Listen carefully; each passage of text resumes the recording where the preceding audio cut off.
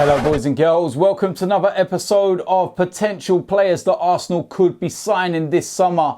This is episode 9. Now if you've been watching all of the other episodes, you will see that I've been concentrating a lot on the defence. There's been a winger in there's been some in midfield, and this time again I am going to go with another winger. It is very, very evident that Arsenal need width. You look at Aubameyang, for example, he has had to play out wide, but he still scored 31 goals this season. The one thing that he craves is width. Somebody that stays out wide, and not only stays out wide, but can deliver across. Somebody that can be productive on the end of those crosses. It's that simple. So the player that I'm going to compare with today is Crystal Palace's Wilfried Zaha.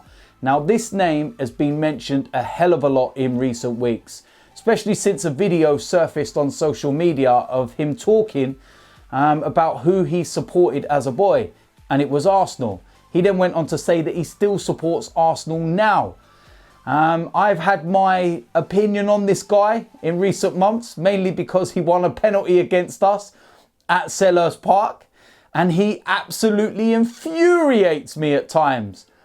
Scored against us at the Emirates recently, but he's a quality player. The only sticking point, of course, will be the price tag.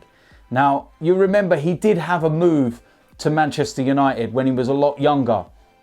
And some will say that he was too soon, he was too young, he couldn't deal with the pressures and everything else. And he ended up going back to Crystal Palace for under £4 million, I think it was, when he signed for Manchester United for more than 10, nearly £15 million.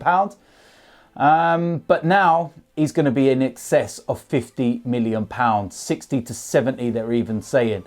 That is a ridiculous amounts of money, and I don't think that Arsenal Football Club will be paying that sort of money in any way, shape or form.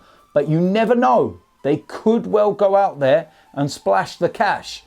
It depends who they get off the wage bill, who they might sell, so they might be able to raise some more funds, and they might see this as a good opportunity for somebody to come in the side and for the likes of Aubameyang, Lacazette and whatnot to thrive. You think of what he's been doing at Crystal Palace, with all due respect to them, they have not got the players on the level of Aubameyang and Lacazette up front. He would be supplying world-class strikers. At Crystal Palace, he's not doing that. And of course, he has said recently that he thinks it's time for him to move on. So the player I'm going to compare him with is Alex Iwobi, because of course they do play on the wings, and they have had pretty, comparable stats in terms of appearances in the Premier League. Wilfried Zaha, he's played 34 matches this season, where Alex Iwobi has played 35. Goals for Wilfried Zaha is 10, Alex Iwobi 3. We already know the problem right there. Assists for Zaha is 5, and Alex Iwobi's got more assists, 6. In terms of minutes per goal, 304 minutes per goal, whereas Alex Iwobi is 658 minutes per goal. That's a really, really poor statistic. Goals per match, 0.29, and Alex Iwobi, 0.09. Very, very poor again. Shots on goal, interesting stat this. Zaha, 73, Alex Iwobi, 35. One of the biggest problems that we have with Iwobi, and we've said this so many times, is that he just does not shoot. Open up, shoot, express yourself. He doesn't do that, whereas Zaha looks like he enjoys having a shot. Shots on target, 27. So he does miss the target a few times, but listen, you've got to be in it to win it. And you never know. Alex Iwobi, 14. Shots off target, 23. Alex Iwobi, 10.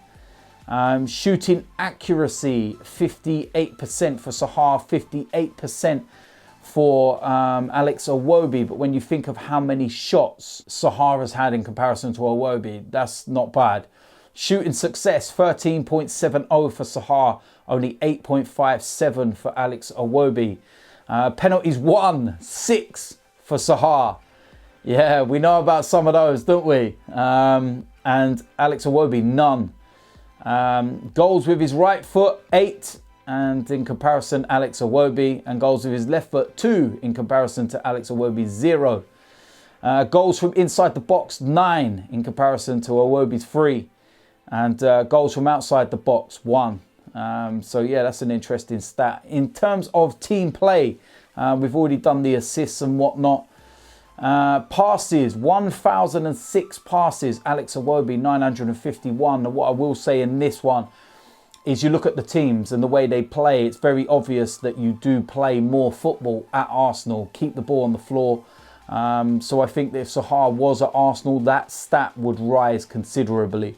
Pass completion, 77.34. Alex Iwobi, 77.81. So they're pretty close in that comparison there.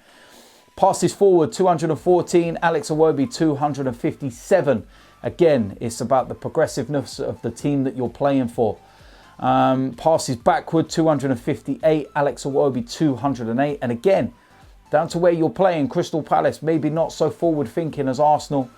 So yeah, that's not too bad a stat. In terms of touches, this is very evident because we play a style where you need to be comfortable on the ball. You need to be able to take touches and not worry about what's around you. And Wilfried Zaha, 1,932 touches. In comparison, Alex Iwobi, 1,415. So yeah, that's a good stat. And I suppose he would get a lot more touches at Arsenal. Through balls, 6 from Zaha and only 3 from Alex Iwobi. Minutes played. Remember, they have got pretty comparable appearances. 34 for Zaha and 35 for Alex Iwobi. Minutes played, 3,040 for Zaha and only 1,972 for Alex Iwobi. Matches started, 34. He's literally started every single game he's been involved in. 22 for Alex Iwobi. He's never been a sub, Zaha. And Alex Iwobi, 13 times he's came on as a sub. In terms of being taken off, Zaha only 4 times. Alex Iwobi, 15 times. Now, a very interesting stat, this one, of course, is the distance run and the distance per match. Because it's very clear that Unai Emery likes his players to have work rate, energy and everything else. And in terms of distance run, Zaha has covered 318.58 kilometers over the course of a season, whereas Alex Iwobi has covered 237.52. Distance per match, Zaha covers 9.37, whereas Alex Iwobi covers 6.79. Very, very considerable differences there. And it's very evident that Zaha does put the work in. So yeah, he is a very, very interesting player. I don't know what I think. If we were getting him for around about the £30 million mark, which is kind of what the transfer value should be, then I would say all day long, go for it. Go and get him. He could take us to the next level. Is he better than Iwobi? Is he better than Mkhitaryan? Yes, he is. He's an upgrade considerably. He's about to hit his peak years. I think that as he's got older, he's got wiser and he's learned from the mistakes that he made when he went to Manchester United. But the price tag that they're all looking at and talking about, 70 odd million pounds. That's a lot of money. I can't really justify Arsenal spending 70 odd million pounds. You know, we're not Manchester City. We're not going to go and spend 70, 80 on all these different players here, there and everywhere. You think that Aubameyang cost just over 50. Lacazette cost under 50. And you're saying we should go and buy Zaha for 70 odd. No, maybe if we can get him for around that 40 to 50 bracket. All right, cool. It could be really worth the gamble. And it would be a gamble, let's be honest, because like I said, he did flop at Manchester United. Albeit with circumstances surrounding it. You give him the benefit of the doubt. And you look at the way he's handled himself at Crystal Palace. He is the talisman, the main man. And Crystal Palace won't want to let him go. And that is what's key here. Roy Hodgson wants to keep him. He also wants to keep Batshuayi. He wants to build his team around those players. And I feel that if you're going to prize him away, it's going to take a lot of money.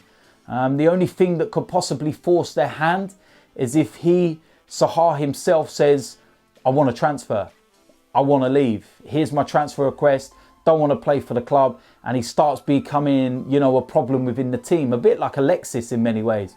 Then maybe you could get something done. Then maybe you could get a deal because the club could be thinking, we need to get rid of him. He's a bad egg. He's causing problems. And if he plays poorly this season and doesn't pick his performances up, we're going to go and lose money on him because his valuation goes down and people don't want him. So we might have to cash in now. But they're going to play hardball, to be quite honest with you. And I don't blame them, to be honest. That's an asset for them. They know they can get top money. PSG are reportedly linked as well. And they got ridiculous money. They could go and pay that 70 odd million straight away. But will they? So yeah, it's a very interesting one. And I think that he could definitely benefit the move. He could definitely be an upgrade for Arsenal and cause so many problems. And I think he'd do really well with the likes of Aubameyang and Lacazette. But we will wait and see. So there we go. That is it for episode 9. Let me know in the comment section whether you agree or disagree. Make sure you subscribe if you have not already. Make sure you smash a like. And there'll be some more of these episodes coming very, very soon. I'm looking forward to number 10 because I'm going to go back into the defence because that's where we really need some work. So until then, I'll see you a lot soon. I'm out of here.